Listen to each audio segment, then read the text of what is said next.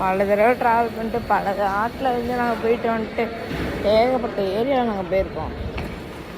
அதையும் முடிச்சுட்டு இவ்வளோ ரூல்ஸாக எங்களுக்கு கொஞ்சமாச்சும் ரூல்ஸ் தெரியும்.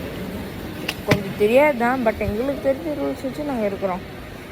அதையும் பொறுக்காமல் இருக்கானுங்க. இந்த 7 கிலோவை மாற்றி இதுக்கு ஒரு புது பிரச்சனையை கொண்டு வருவானுங்க. அதுதான் எனக்கு இருக்கிற பயம். ஃப்ளைட்டில் உட்காந்து தூங்க வேண்டிய நேரம். நாங்கள் நைட்டு தூங்கலை ஒழுங்கா, ஃபுல்லாக ட்ராவல் அதுவே கரெக்டாக இருந்துச்சு. அதனால் நான் தூங்கலை.